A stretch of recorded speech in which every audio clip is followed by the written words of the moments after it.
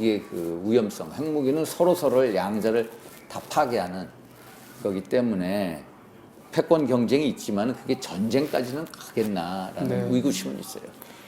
자, 이제 그렇죠. 본격적으로 한반도 안보와 국제 정세에 대한 이야기를 해보기 전에 채팅창 배지, 의견들 좀 천안 배지 읽고 갈 텐데요. 준님께서 달고 계신 배지 뭔지 궁금해요. 예. 암거스님 배지 천안함 배지 같아요 아, 하시는데 천안 배지 뭡니까? 많아요. 네. 맞아요. 어떤 의미가 있는 천안 거죠? 배지 맞는데 네. 6월 우리가 호국 보훈의 달이잖아요. 네. 근데 제가 참 천안 사건 났을 때 그때가 2010년 3월 26일이에요. 네. 46명의 천안함 이제 장병이라고 하는데 장교는 없었어요. 용사들이에요. 전부 22살, 23살이에요. 만에 24살. 46명이 그 자리에서 산화를 했어요. 그리고 그때 그 천안함 그 폭침돼 있을 때 들어가가지고 하던 이제 한주호 준이라는 분도 같이 이제 구조작업 중에 희생이 됐거든요. 그래서 이 배지를 그 당시 해군에서도 만들었어요. 네. 만들었다가 하다가 최근에는 이제 젊은 분들이 이거는 끝까지 46+1 네. 이거는 꼭 지켜야 된다. 네. 이 분들의 뜻을 기려야 된다 해가지고 만들었어요. 그래가지고 우리가 그걸 우리 원내 지도부에서 다 구입해서 이걸 달고 다니고 있어요. 네.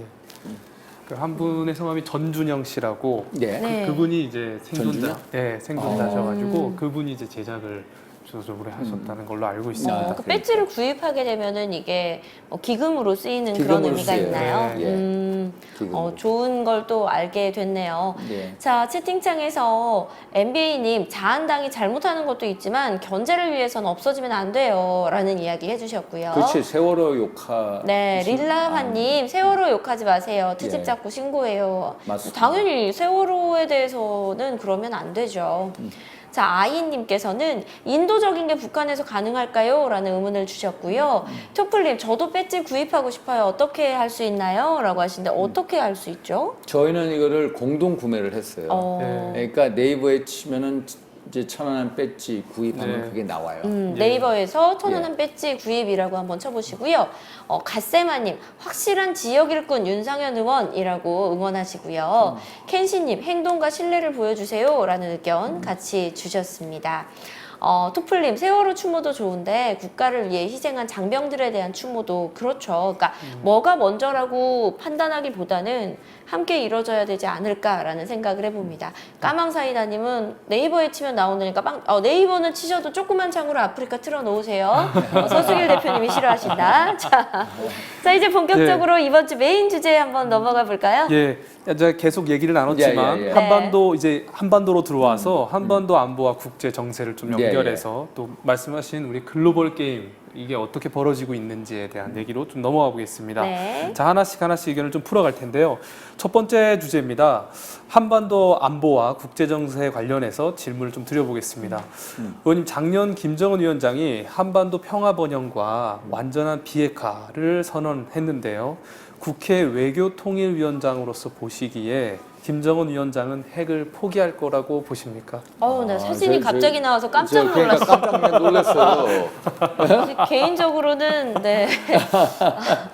김정은. 뷰티 네. 컨설트를 좀 해드리고 우리 싶다는 안하 생각도 씨는 들고. 저 김정은 네. 위원장의 그 완전한 비핵화 의지 믿어요? 저는 좀 프로세스가 있는지도 궁금하기도 하고요. 예, 예. 그러니까 솔직히 말하면 내가 집에 되게 강력한 총을 하나 갖고 있다고 쳐요. 예. 그걸 내가 내 손으로 갖다 버릴 거라고는 전 생각하지 않거든요. 맞아요. 예. 포기하기 쉽지는 않겠죠. 포기하지 않을 포기할 거라고. 이유가 있어요? 이게 그러니까. 있기 때문에 사람들이 나를 무서워하는 거고 내 말에 힘이 있는데 내가 왜 내 집에 있는 총을 갖다 버려요? 저는 그렇게 생각해요. 지난번에 보니까 여론조사를 해봤어요. 네. 그래서 우리 국민 여론조사를 해보니까 최근에 77%의 국민이 네. 핵을 포기하지 않는다라고 하고 있고요. 네. 또 13%의 국민은 핵을 포기할 거다라고. 네. 그러니까 압도적으로 포기하지 않는다라는 의견이고요. 특히 미국의 입장은 뭐냐?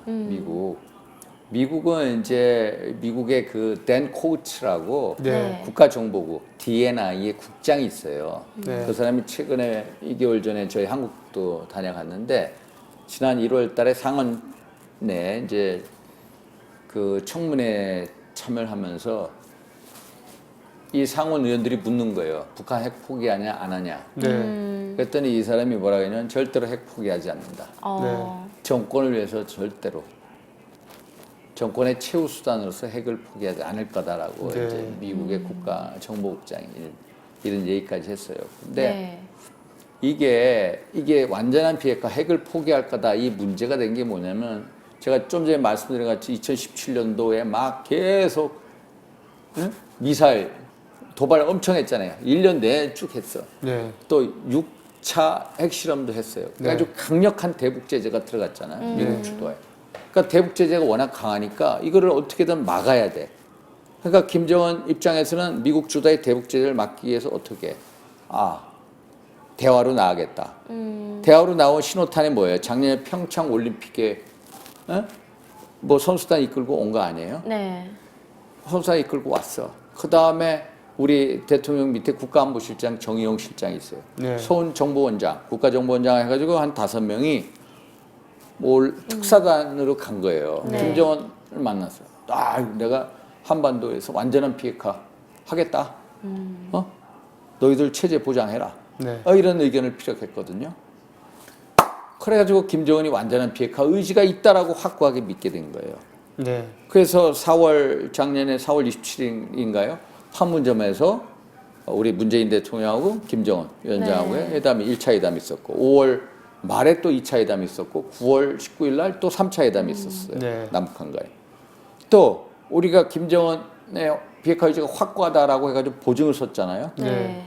그래가지고 정의용 국가안보실장이 워싱턴 DC에 간 거예요. 네. 그래서 백악관에 가서 트럼프한테 내가 맞는 거니까 체제 보장해 주면은 핵을 다 포기하겠다고 그런다. 그러니까 믿었지. 트럼프도 믿었어. 그러니까 작년 6월 12일 날 1차 북미 정상회담이 열렸죠. 또 올해 2차 정상회담 2월 28일, 2월 9일 열렸어요. 그런데 트럼프가 보니까 비핵화 의지가 있다는 사람이 비핵화될 준비가 안 돼 있는 거야. 네. 북한의 핵시설이 너무 많은 거예요. 네. 그중에 영변 핵시설, 북한 핵시설의 한 30% 정도밖에 안 돼요.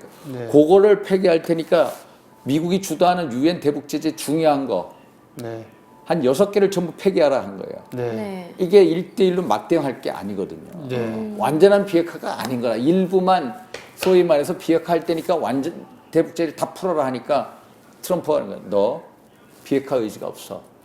딱 결렬이 된 거예요. 네. 결렬. 그런데 우리 언론에는 안 나왔는데 네. 사실 작년에 문재인 김정은 회담에서 네.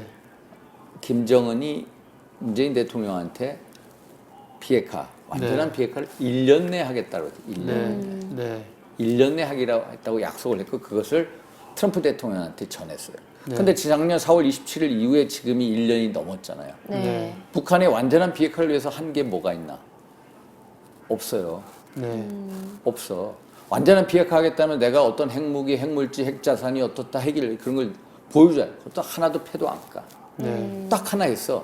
작년 5월 말에 풍계리에 한경북도 풍계리에 보면 핵실험장이 있어요. 거기서 6차례 핵실험했는데 네. 거기에 갱도 입구를 아예 막아버린 거예요. 예. 갱도 입구. 거기는 쓸모없는 시설이 됐어. 그거 딱 하나 했어요. 네. 그리고 그 대신에 뭐 했냐? 뒤에서 핵무기 물질을 계속해서 만들어낸 거예요. 네. 작년 말까지 4월달, 작년 4월부터 비핵화 협상을 하면서 핵무기를 생산할 수 있는 6개 핵무기를 만들어서 핵물질을 생산해요. 지금까지 한 10개가 넘을 거예요. 작년에 지난달 5월 4일날, 5월 9일날 탄도미사일 발사 실험했잖아. 네. 북한이. 그게 유엔 안보리 결의 위반이거든요. 네. 그런 것도 해대. 네. 이게 말이 안 되는 걸 하고 있는 거라. 비핵화를 하겠다는 사람이 비핵화 의지가 없는 거라. 네. 사실. 그래서 1년 동안 한 게 없는 거예요. 그래서 완전한 비핵화는 김정은의 어떤 완전한 사기극이다. 네. 국제사회를 통한 미국하고 우리를 결국 속이는 거다. 네. 이런 생각을 가지고 있는 거예요. 그러면 이제 제 질문이 핵을 포기할까 이제 이게 네. 궁금했는데요. 그럼 북한의 김정은 위원장은 핵을 포기하려면 그에 상응하는 어떤 보상을 원할 수도 있을 것 같은데요. 채팅창에서도 계속 보상에 대한 예. 이야기를 하는데 보상을 해야 과연 되는데 핵을 이제 포기할 참 만한 보상이 있을 것이냐. 그게 결국에는 이제 체제 안전 보장이에요. 네. 제재 안전 보장. 안전 보장. 그러니까 우리가 너 핵무기 다 포기해. 너희가 체제 안전을 보장하고 네. 보장이 뭐냐? 북한 입장에서는 미국이 가장 주적이고 미국의 두려움을 느끼니까 북미 간에 평화협정을 맺고 네. 그리고 북미 간에 또 연락사무소 이후에 이제 소위 말해서 대사관 관계도 가고 네. 또 옛날 2차 세계대전 이후에 미국 주도하에 마샬 플랜이라고 해가지고 막 그 동유럽에 대해서 부응한 것 같이 너희들에 대해서 북한에 대해서도 엄청나게 경제적 지원을 하겠다라는 거거든요. 네. 이게 이제 체제 보장에 대한 시나리오인데 이거에 대해서 서로 불신감이 있는 거라. 네. 서로 핵무기를 다 포기하면은 혹시 리비아의 가다피나 네. 이란의 옛날 이라크의 후세인 꼴이 나지 않을까. 네. 이런 두려움을 가지고 있겠죠.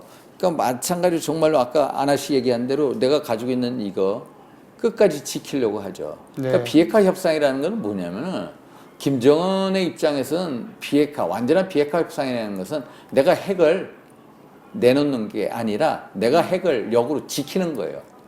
미국에 대항해서 네. 나의 최후의 안전핀인 핵을 어떻게 지켜내느냐.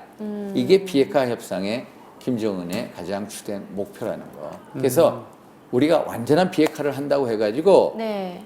김정은을 믿어서는 안 된다는 거. 작년에 김정은이 그 판문점 평화선언 판문점 선언을 했잖아요. 네. 한반도 평화 번영을 위한 선언을 했어요. 그런 다음에 제가 깜짝 놀랐어요. 종편을 보니까 김정은을 믿는다 하는 게 얼마인지 아세요? 78%가 나왔어요. 제가 깜짝 놀란 거예요. 이게 방송의 무서움을 다시 한번 느꼈어요. 김정은이 와가지고 막 허허 웃고 대통령하고 서로 껴안고 갑자기 평화의 사도가 됐잖아. 네. 근데 평화의 사도가 됐는데 지난 1년 동안 뭐 했어?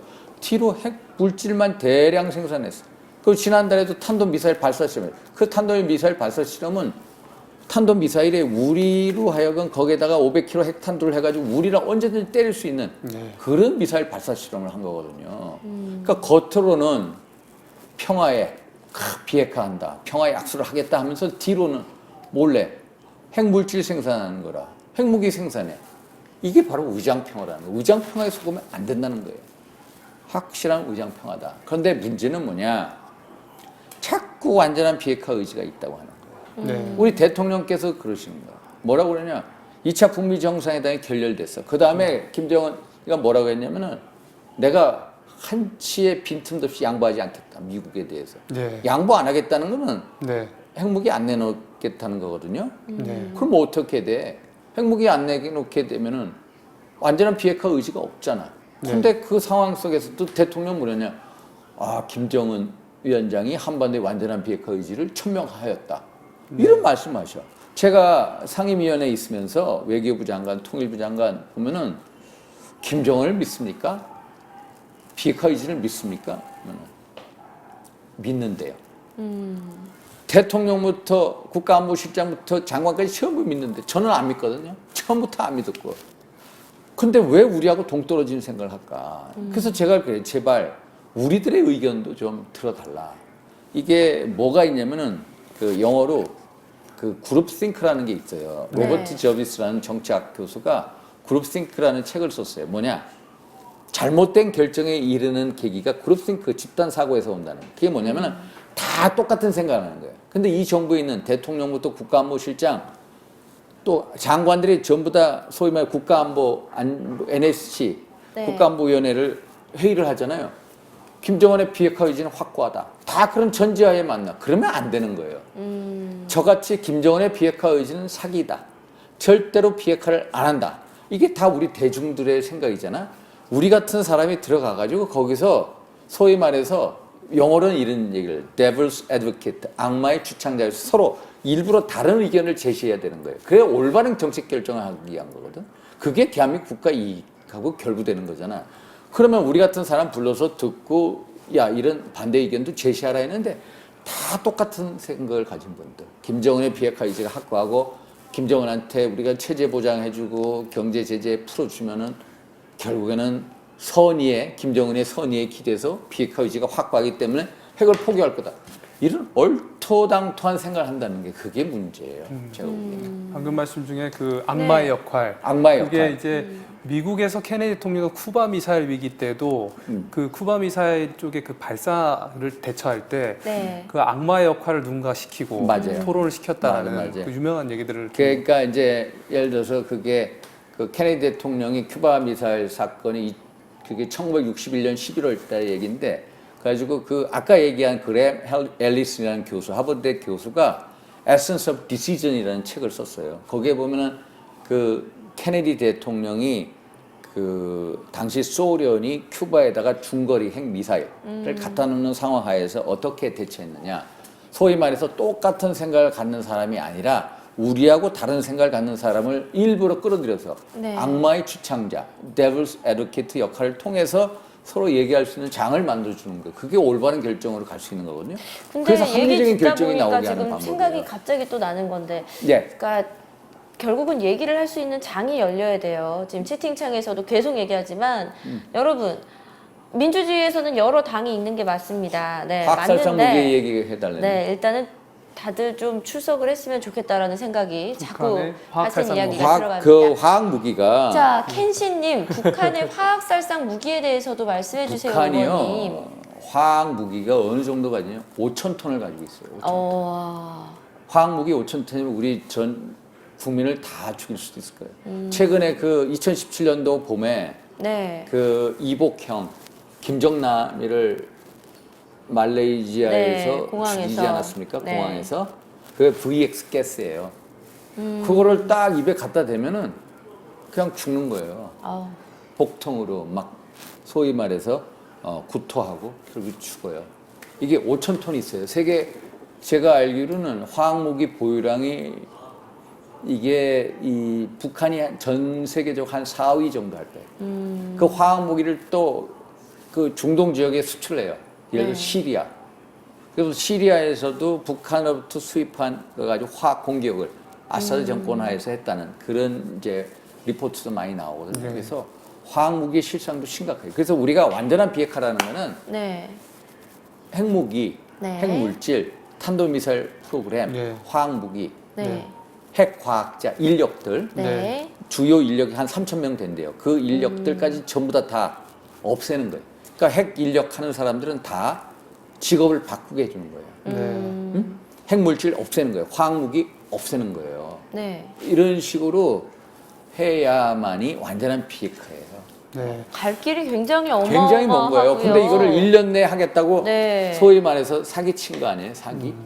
자, 채팅창 분들을 위해서 잠깐 이야기를 좀 해드리면요. 치사운 라이브는요, 열리는 주마다 국회의원분을 모시고 해당 주제에 대해서 이야기를 해요. 오늘 주제 자체가 한반도 안보와 국제 정세이기 때문에 저희가 주로 북한에 대한 이야기, 안보에 대한 이야기를 주로 하고 있고요.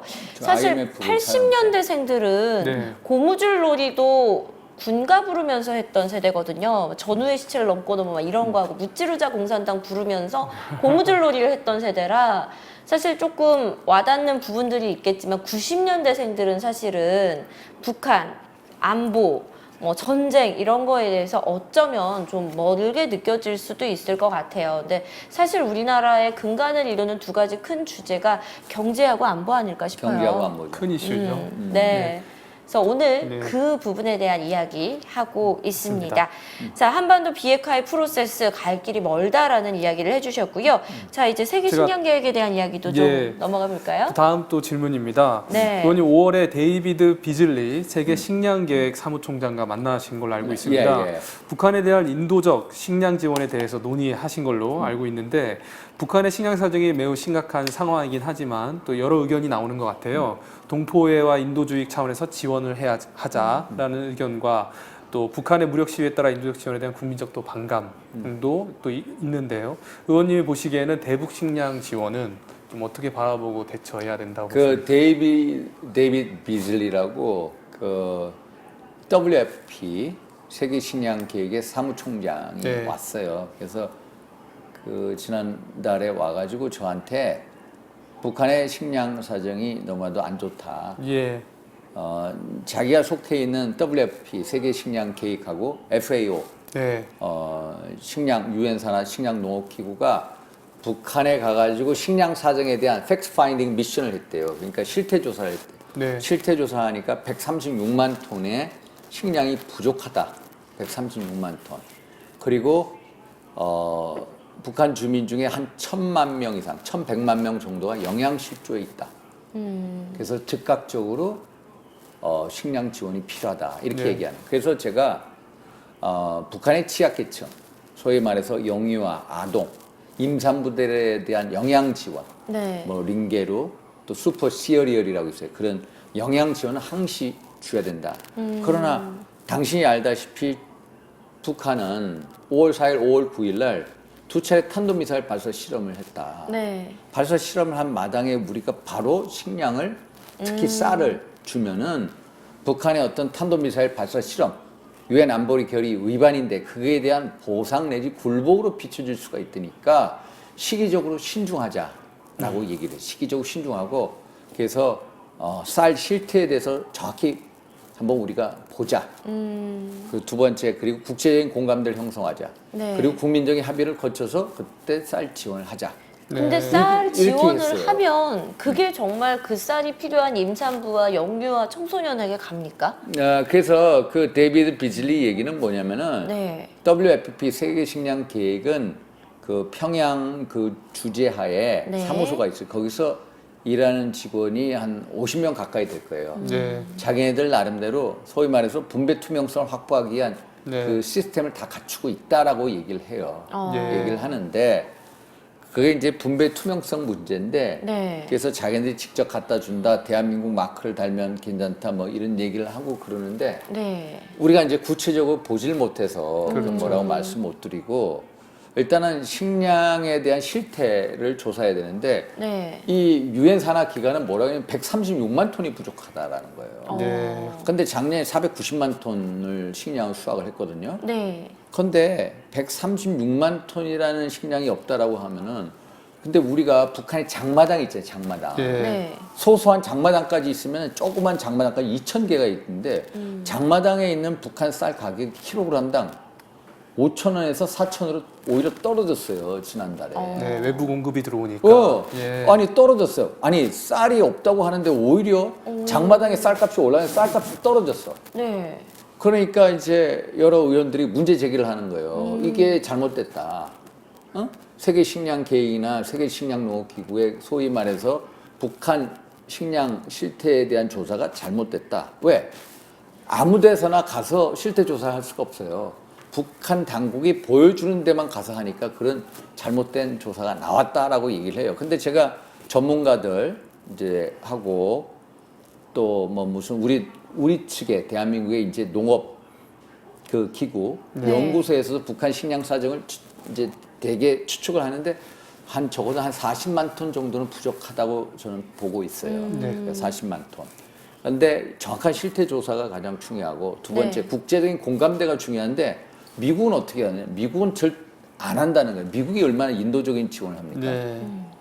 전 세계 인도적 지원을 하는 나라인데 안 하겠다는 거예요. 왜 안 하냐? 미 국무성에 물어봤더니 야, 쌀을 지원해 주면은 쌀은 전략 물자인데 그 쌀을 가지고 네. 오히려 쌀 지원해 준 그 쌀을 살 돈을 가지고 딴 데 핵무기 맞아요. 미사일 발사 실험 그거 하는데 왜 주냐라는 게 미국의 논리예요. 네. 어? 미국도. 미국은 그래서 안 하겠다는 거야. 너희가 만약에 쌀 지원을 하겠다, 좋다. 그래 반대는 안 하겠다. 요 정도 선이에요. 그리고 우리 국민적인 합의 과정을 거쳤느냐? 거쳤어요? 아직 근데 합의가 어제도 내가 장관께 여쭤봤어요. 국민적인 합의 과정을 거쳤습니까? 했더니 종교계 지도자, 시민단체 지도자 만났다고 하는데 국민적인 합의 과정을 거의 건너뛰었어요. 그래서 절차상으로 아쉬운 게 많아요. 절차상으로는. 자, 지금 채팅창에서 저하고 되게 의견 같으신 분 계세요. 까망사이다님, 이분 북한 잘하네. 네. 이분? 네. 뭐요? 의원님이 의원님? 진짜 북한에 대해서 아. 굉장히 심도 잘한다고요? 깊게 알고 계신다는 느낌을 프로그램 까망사이다. 진행하면서 네, 느끼고 있습니다. 자, 이번에는 북한 인권 저항당 문제에 문제. 대한 네, 북한 박근혜 인권 최순실 문제에 한치의 대한 반성. 어떤 거 궁금하십니까? 아니 박근혜 최순실 한치의 K치포님 반성했다. 자한당 문제는 박근혜 최순실 이후에 한치의 반성이 없다는 게 문제인데 인지를 못하는 걸까요? 무시하는 걸까요? 근데 여러 차례 아까 의원님도 이야기를 하셨어요. 그러니까 박근혜도 나와서 사과도 하고 해야 된다. 여러 차례 이렇게 이제 국민께 죄송하다고 네. 여러 차례 무릎 꿇고 사죄도 하고 사실 가장 큰 속죄받을 수 있는 길은 네. 지금 새로운 정부가 들어선 이후에 2년이 지났습니다만은 대한민국 가치가 급속하게 붕괴되고 있어요.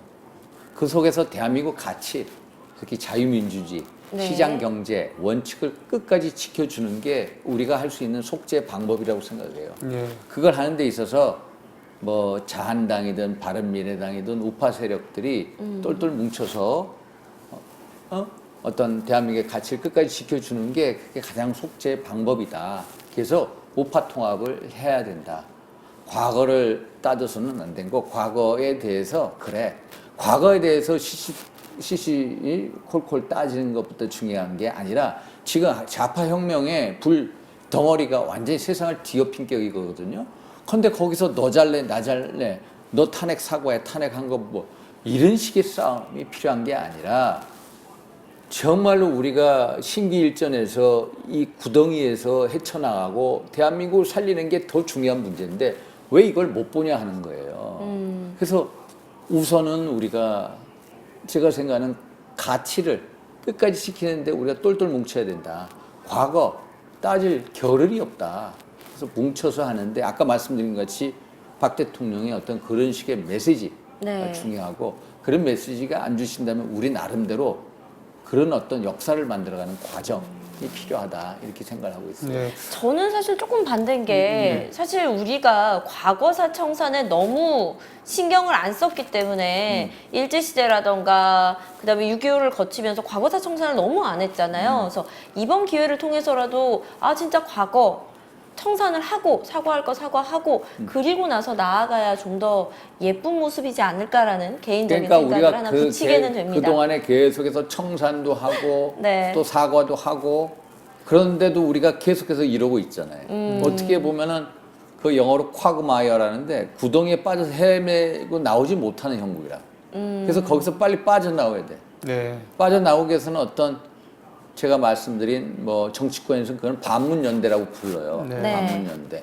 그 어떤 반시장경 이제 반사회주의 뭐 정책에 대한 연대 이런 걸 통해서 네. 어떤 가치 대한민국의 가치와 근간을 다시 확고히 세운다는 원칙하에 똘똘 뭉치는 것. 네. 그게 결국은 역사 국민 앞에 속죄하는 길이다라고 저는 생각하고 있어요. 의원님 그 오늘 주제가 이제 한반도 안보와 예. 국제 정세인데 그 측면 안에서 다시 보면 이제 우리나라가 분단의 역사이기 때문에 예. 뭔가 이제 이념 갈등과 또 다른 또 지역 갈등 등 다른 다양한 갈등이 한국 사회에 또 있고 말씀대로 한국의 정치 체제도 지금 또 다른 문제를 안고 있는데 네. 결국은 저희가 북한 김정은 위원장도 얘기했지만 나중에는 이제 한 광복 100주년이나 어떤 대한민국 정부 수립 100주년쯤 되면 저희가 그때가 한 60세가 되더라고요. 그래요? 48년 한 45년쯤 와. 되면 네. 그건 이제 참 통일이라는 게 또 원하는 염원이기도 한데 전쟁 없는 평화의 상태 결국 그런 걸 좀 도달해 나가서 그 좀 좋은 미래가 만들었으면 좋겠는데요. 아까 북한의 김정은의 전략이 뭔가 이제 무기를 지키면서 뭔가 협상을 하려고 하는 입장일 것이다라고 내다보셨는데 또 반면에 한국은 또 한국만의 혼란스러운 정세가 있습니다. 어떻게 하면은 이 전쟁이 없는 평화로운 국면으로 나아갈 수 있다고 보시는지 이 상황을 전쟁 없는 어렵다. 그러니까 우리가 정치학에서 일단 평화하면은 예. 네. 전쟁 없는 상태를 평화라고 얘기하는데 예. 네. 정말로 통일의 길에 가기까지 예. 정말로 너무나도 험난한 예. 길인데 어떤 한반도에 있어서 녹슨 이념의 그 이제 철책을 무너뜨리고 대한민국 안에서 한반도에서 한반도 그러니까 안에서. DMZ라는 녹슨 철책을 무너뜨리고 예. 어떤 남과 북이 통일을 이루고 네. 그래서 소위 말해서 통일 한국이야말로 동북아시아에서 정말로 이 중견 국가, 선도적인 국가가 될 수 있어요. 경제적으로도. 예.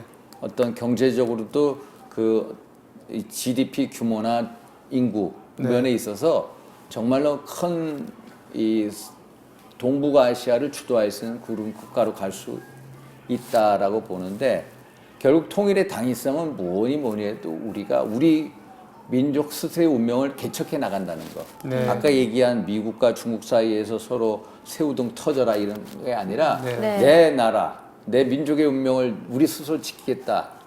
헤쳐나가겠다. 우리의 운명의 개척자 정신으로 돌아가는 게 이제 통일이고 단일 민족 국가를 형성하는 건데 그 길로 가기 위해서는 일단은 김정은 위원장의 완전한 비핵화 의지 플러스 실행이 중요하고요. 또 개혁 개방, 북한 체제의 개혁 개방이 있어야 돼요. 네. 개혁 개방이 있고 조선노동당 규약이 나와 있는 소위 말해서 남한으로의 어떤 그 혁명을 하겠다는 남한 통일. 남한 건설. 통일이죠. 예. 적화야욕의 통일, 네. 그 강령을 없애야 돼요. 적어도 이런 조치를 해야 우리가 꿈꾸는 그런 통일의 길로 가지 않을까 이런 생각을 해요. 그게 참으로 몇 년이 걸릴지는 모르겠어요. 네. 정말로. 통일이 되는 그런 네. 길목으로 들어가도 지금 대한민국 안에서도 이렇게 저희가 맞아요. 이념 갈등이 그러니까. 심한데 더욱 더 심해질 수 있겠네요. 그러니까 완전한 비핵화도 해야 되고 네. 그리고 또 개혁 개방도 해야 되고 적어도 중국이나 베트남식의 개혁 개방을 해라 이거예요. 네. 그런데 김정남이라고 이복형 있잖아요. 네. 김정남이 죽기 전에 아주 멋진 명언을 남겼어요. 네. 북한은 절대로 개혁 개방을 안 한다는 거. 네. 개방을 하게 되면은 네. 정권이 무너지고 네. 개혁을 하게 되면 체제가 무너진다. 네. 절대로 할 수가 없다. 네. 라고 이제 단정적으로 얘기한 적이 있는데 제한된 의미의 개혁, 제한된 의미의 개방이라도 해야 된다. 네.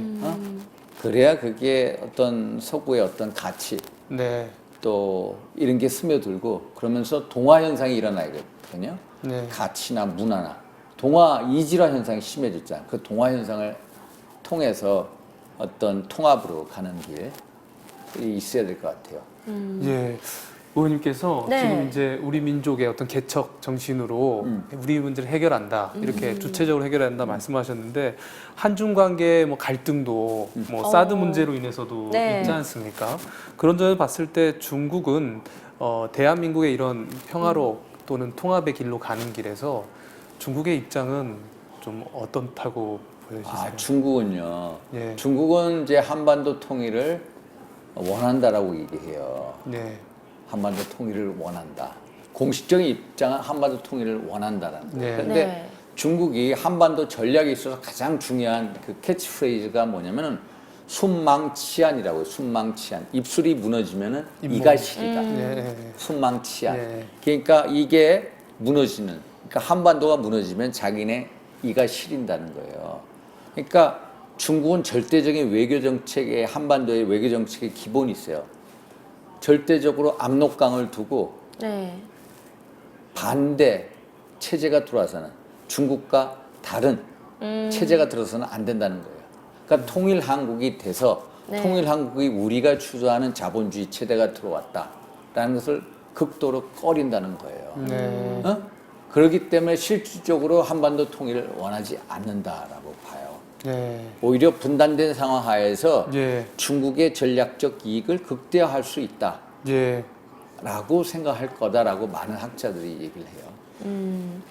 자, 이제 두 번째 주제로 넘어가 보겠습니다. 글로벌 게임 이슈 주제입니다. 아까 방송 초에요. 저는 의원님이 그 게임 중독에 대한 이야기 때문에 오늘 이 방송 봐요 하신 분 계셨거든요. 자, 의원님께 질문을 좀 드릴게요. 글로벌 게임 이슈로 중국 게임 판호 문제에 대해서 이야기가 많이 나오는데 일단은 중국 게임 판호라는 게 뭔지 모르는 분들이 많이 계세요. 네, 저게요. 설명을 좀 부탁을 드릴게요. 그러니까 이제 판호라는 게 반하오, 중국말 반하오라고 해가지고 게임을 판매하는 허가증이에요. 네. 게임을 판매하는 허가증. 네. 그러니까 반하오라고 해가지고 우리가 중국의 게임 업체 이 시장 규모가 한 39조, 40조 가량 돼요. 네. 네. 전 세계 시장의 3분의 1이 중국 시장. 그래서 우리 게임 업체들이 거기에 막 진출했어요. 네. 2016년도까지 한 1조 3천억 이상 막 네. 매출을 올렸어요.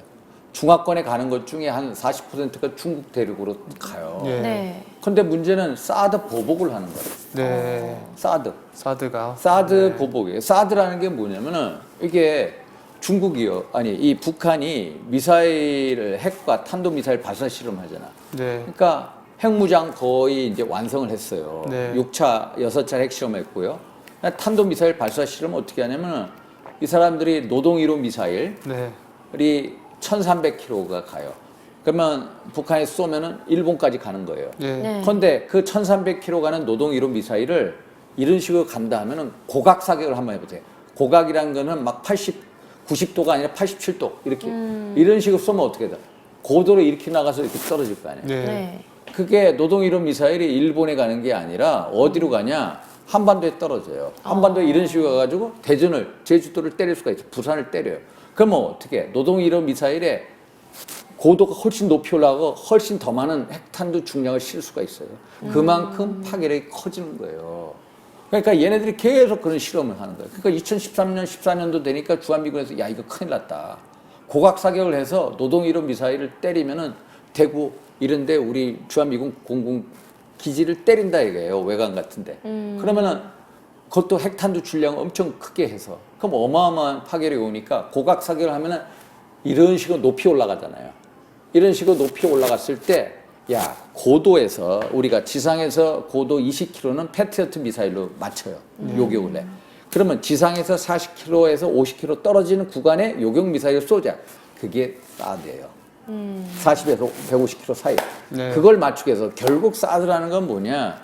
북한의 핵 미사일에 대응하기엔 자의적 군사적인 조치예요. 그래서 사드를 2016년도 7월 달에 배치 결정하고 2017년도 봄에 우리가 4기를 네. 4대를 배치를 한 거예요. 네. 그런데 중국이 반발하는 거라. 왜 중국이 반발하냐?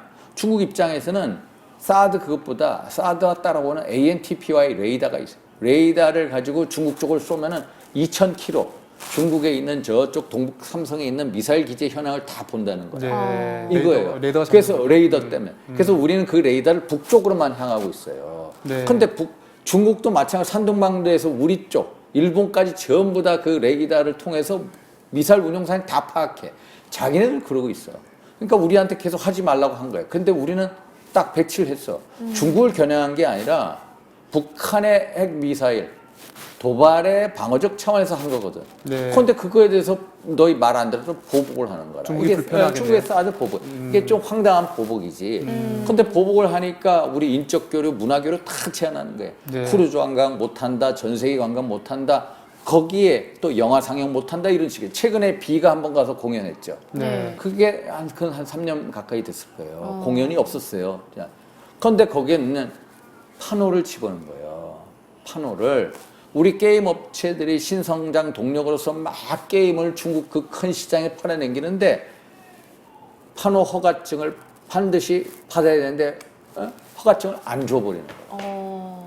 허가증을 안 주니까 우리가 2017년도 초부터 지금까지 게임을 못 팔고 있는 거예요. 중국 시장이 거의 망해버린 거라. 이게 말이 안 되는 거잖아요. 이게 이제 판호 문제예요. 그래서 지난번에 중국의 e스포츠 협회, 네. e스포츠 협회장이 저한테 찾아와서 이때도 했고 지난주, 3주 전에도 축구홍 대사, 네. 중국 대사가 왔길래 판호 이거 해라. 네. 네. 인적 교류, 물적 교류 제한 빨리 풀어라. 네. 이런 식으로 막 강력하게 요구를 했어요. 그래서 이제 중국 내 판호 관련해 네. 가지고요. 일부 뭐 대한민국 국민들은 우리 정부가 강력한 조치를 취해야 된다라는 의견과 또 그다음에 이제 어느 정도 목소리를 좀 더 내야 되지 않냐. 이런 보복 조치를 우리도 해야 되는 거 아니냐. 그러니까 이제 판호가 예. 중국은 우리한테 우리 이 게임 시장 규모가 얼마면 14조예요. 네. 총 매출 연간. 네. 그런데 쟤네들이 들어와 있는 게 매출의 한 20%가 넘어요. 네. 엄청 들어와 있어요. 네. 근데 우리도 그거에 대해서 보복을 해라라는 거거든요. 근데 우리는 일단 보복 조치는 안 하고 있어요. 안 하고 있는데 문제는 뭐냐면은 우리가 이 문제를 어떻게 계속 제기하니까 한국과 중국 간에 FTA가 맺어져 있는데 서비스 투자 부문에 대한 이제 앞으로 후속 협상을 지속하는데 거기에서 우리 정부는 문제 제기를 하겠다라는 네. 입장이에요. 그래서 저 같은 사람이나 대통령이나 장관이나 뭐 다 중국 측 인사들을 만날 때 판호 문제를 제기해요. 해야 네. 돼요. 그런데 사실 우리가 사드 보복을 한 이후에 2017년도 참 우리가 어떻게 보면 소국 정부의 참 수치인데 현 정부에서 2017년도에 사드 해서 계속 보복 조치를 안 풀어주니까 우리의 이 3불 약속을 해요. 3불 약속. 뭐라고 했냐면 문재인 정부는 앞으로 사드 추가 배치를 안 한다. 예. 미국 주도하에 미사일 방어 체제 가입을 안 한다. 예. 한국, 미국, 일본 간의 군사 동맹을 안 한다. 예. 세 가지 약속을 중국 측에 해요. 예. 이걸 3불 약속이라고 그래요. 그래서 우리는 그걸 너희 약속했다. 어떻게 중국한테 이런 우리 군사 주권을 팔아먹는 조치를 하냐라고 이제 제가 상임위에서 계속 얘기했는데 정부에서는 우리의 입장을 한 거지 약속한 거 아니다라고 하는데 그게 그거다. 그래가지고 이런 상황 하에서 우리가 이 정도까지 정부가 내밀었어요. 그래서 양재츠 국무위원이 와가지고 외교 담당 국무위원 그 사람이 와가지고 앞으로 보복 조치 푼다라는 걸 강력하게 암시하고 갔어. 그런데도 지금도 안 풀려요. 지금도 안 풀려요. 중국 관광객 예전에 우리가 잘 나갔을 때 연간 한 850만 됐어요. 지금 500만 명도 안 돼요.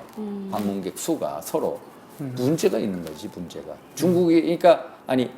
중국에서 우리한테 오는 게 그 당시 한 850만, 사드 보복 전에. 네. 지금은 중국에서 한국에 오는 게 한 500만 명 정도일 거예요.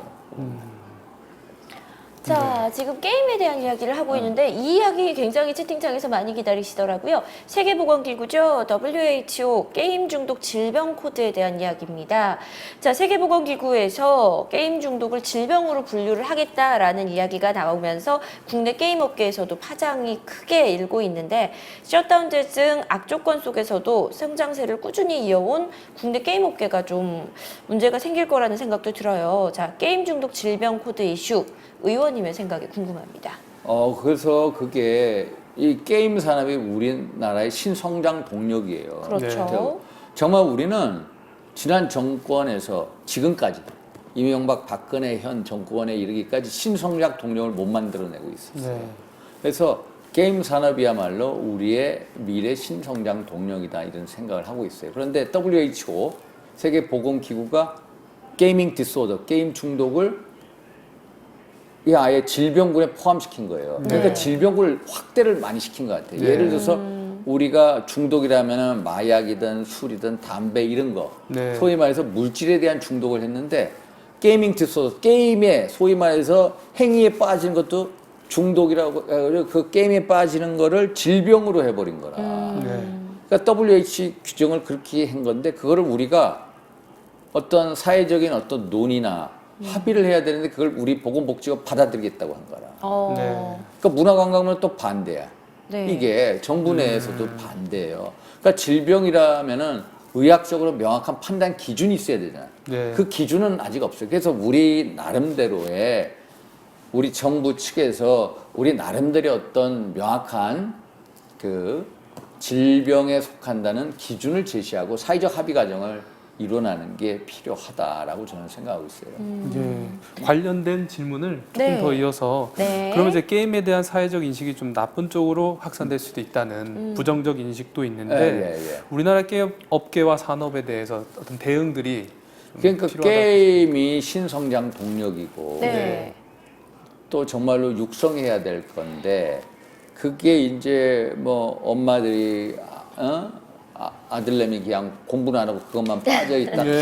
네. 이런 얘기도 들리고. 예.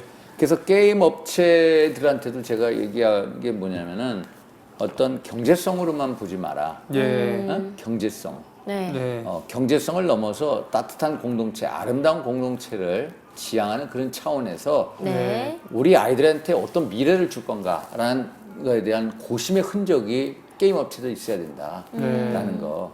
그래서 확률성 게임 이런 거보다는 상작가기 이런 거요. 확률성 게임 계속해서 그 빠져서 이제 사행성을 흐르는 그런 게 아니라 네. 뭔가 좀 더 어떤 그 4차 산업 시대 아니에요. 4차 산업에서 중요한 게 뭐냐면 네. 융합이고 창의력이 아이디어거든요. 네. 그런 창의력을 줄 수 있는 네. 게임을 정말로 게임 업계에서 만들어주는 그런 노력이 있었으면 하는 그런 개인적인 바람이 있어요. 예.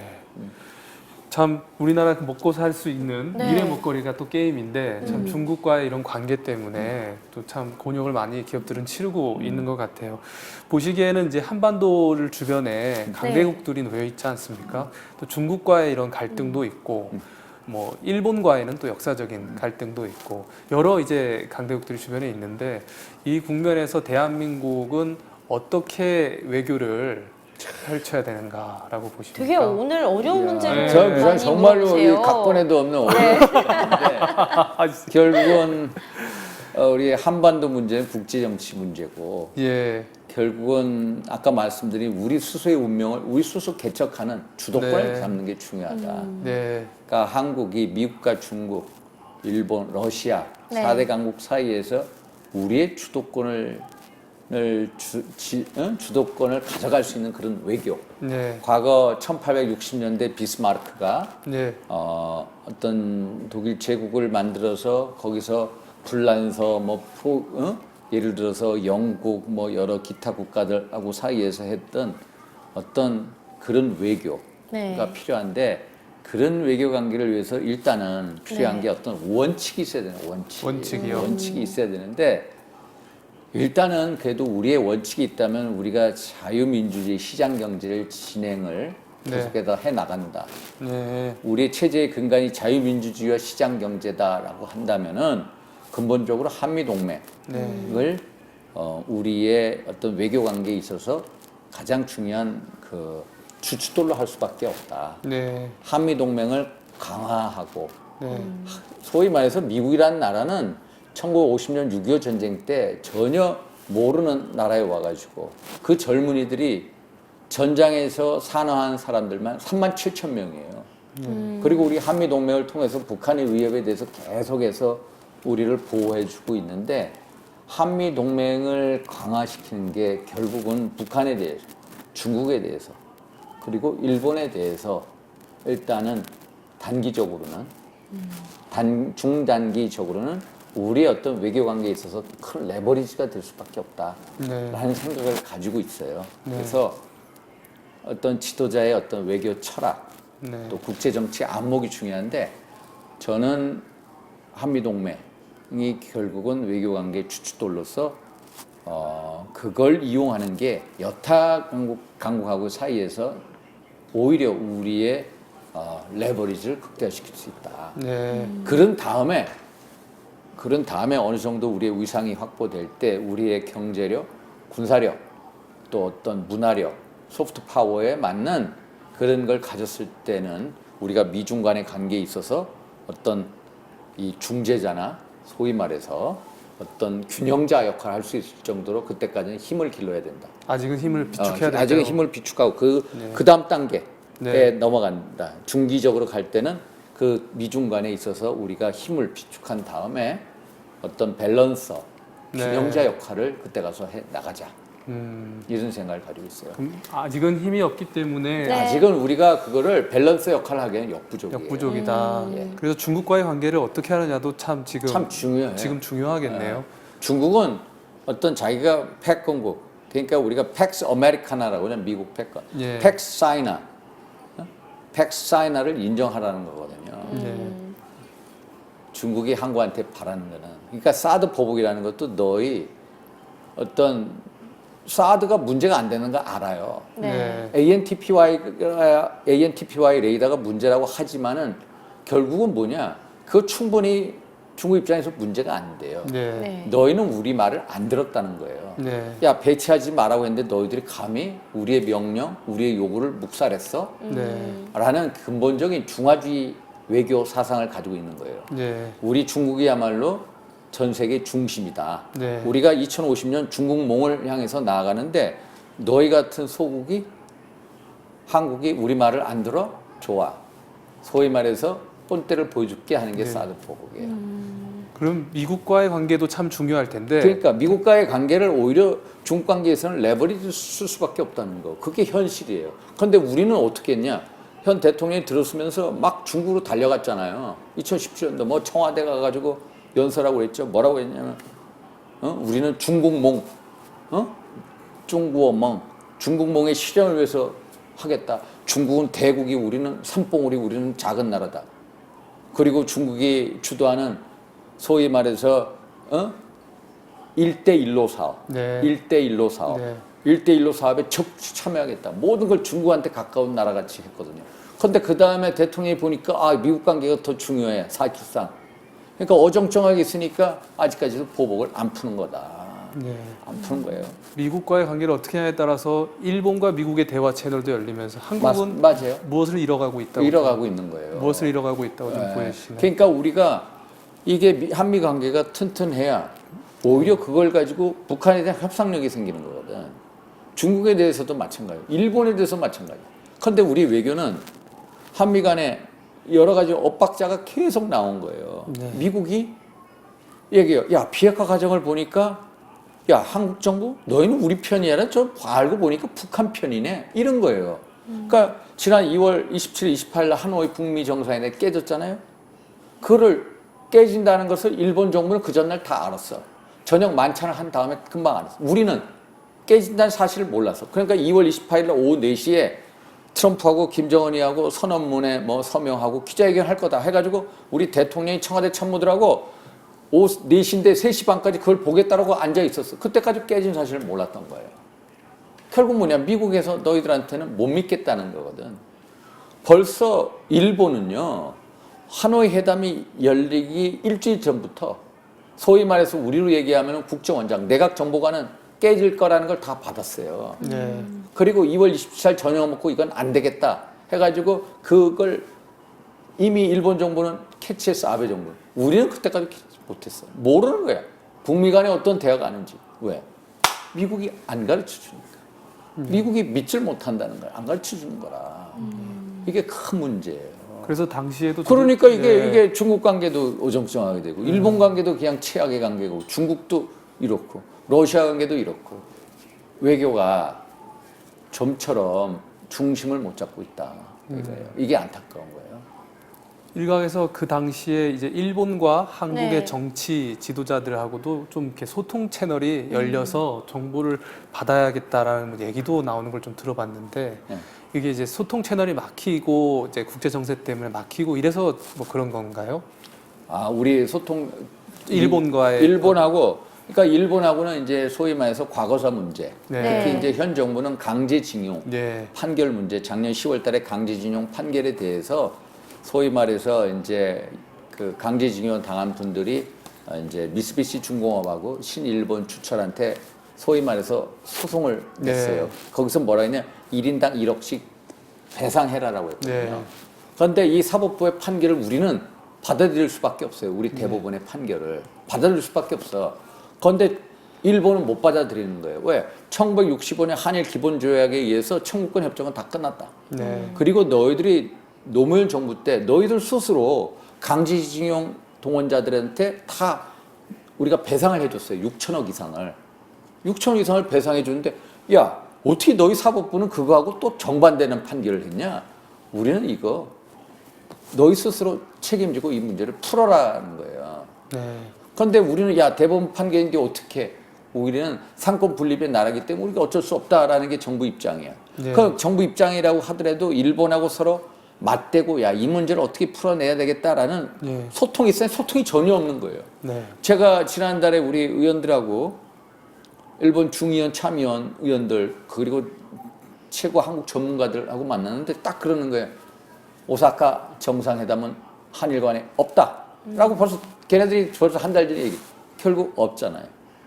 이게 말이 돼요? 주최국 일본이 하는데 지금 얼마나 한일 간의 현안이 많은데 정상회담이 없다는 것 자체가 말이 안 돼요. 우리는 한 달 전에 다 통보받았어요.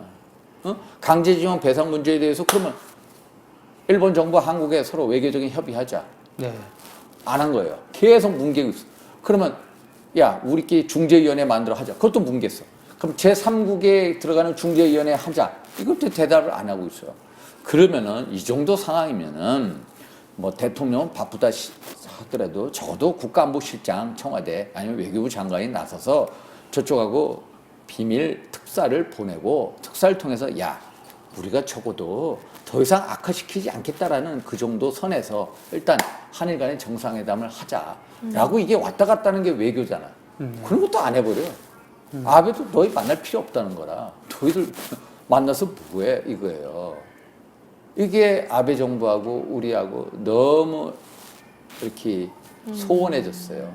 네. 이런 관계가 좋냐? 한반도 비핵화 문제를 푸는 데 있어서 전혀 도움이 안 된다는 거예요. 어? 전혀 도움이 안 돼, 한반도 문제 해결에. 네. 지금 일본은 트럼프하고 아베하고 트럼프는 완전 찰떡궁합이죠, 둘은. 네. 완전 찰떡궁합이야. 그런데 한반도 문제 일단 트럼프는 누가? 아베하고 먼저 상의해. 아베하고 전화를 먼저 해가지고 야, 아베, 신조라고 그러는데 신조 이거 한데 무슨 문제야? 한반도 문제. 애를 가장 먼저 신조하고 상의를 해요.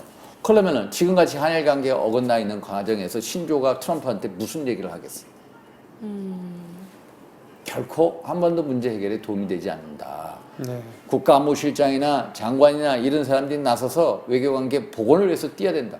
그래서 지난달에 우리 국회 차원에서 그걸 가려고 계속 노력을 한 거예요. 아. 그런데 일본 중의원 참의원들이 참의원에 이제 와타나베 외교 방위위원장하고 몇 사람이 나오기로 했어요. 근데 막판에 안 나와.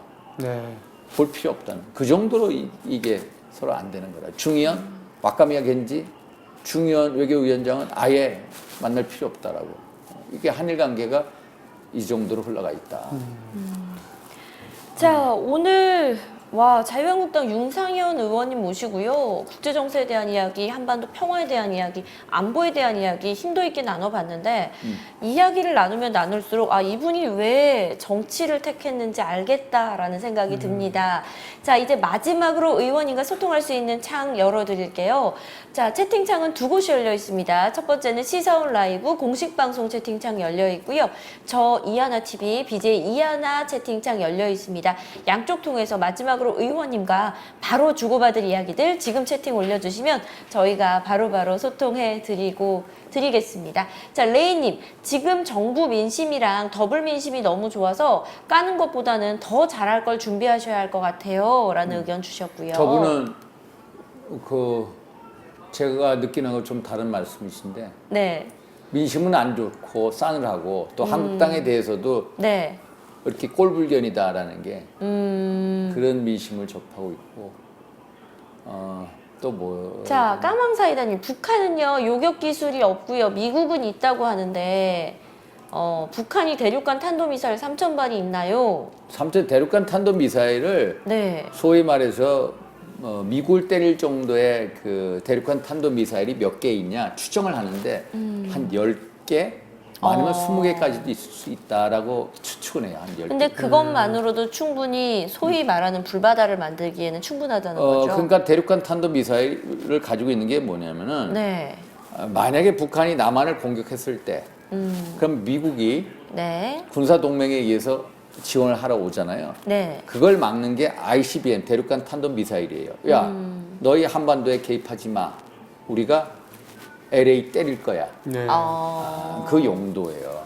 그게 대륙간 탄도 미사일인데 3,000발은 아니고 한 10발 정도 있지 않나. 많이. 저는 아까 북한이 화학무기 많이 가지고 있다는 이야기하니까 문득 생각난 건데 그 예비군 훈련 과정을 우연히 보게 됐어요. 네. 근데 만약에 내 앞에 화학무기가 뭔가 떨어지게 됐는데 나한테 지금 방독면이 있다. 남자들은 대부분 이걸 사용할 줄 아는데 우리나라 여자들은 이걸 있어도 못 써요. 네. 그래서 참 이게 과연 남자만 군대를 가는 게 진짜 여자한테 좋은 게 맞나라는 생각을 아니 요즘에 그거는 집에다가 방독면 구입하면은 네. 금방 네. 쓸 수 있을 것 같은데.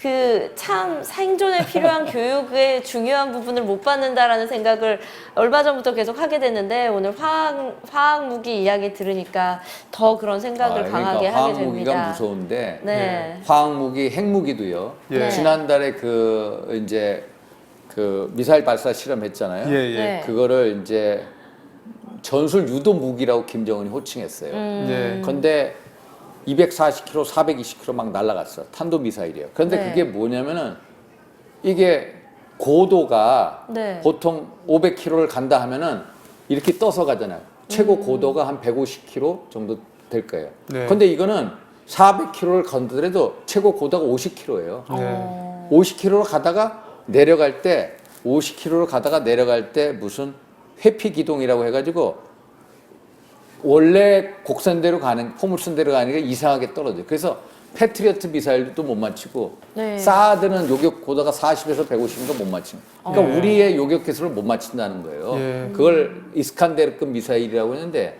우리 정부에서는 KN-23이라고 했어요. 네. 그건 못 맞춰요. 우리가 현재 못 맞춰요. 우리의 요격 기술로. 그러면 북한이 핵무기를 딱 해고 청와대 때라, 국방부 때라, 언제든 때릴 수 있는데 그 시간이 얼마냐? 북한이 고체 연료 미사일을 그 미사일에 연료 네. 고체 연료를 주입하면 5분에서 10분이면 때려요.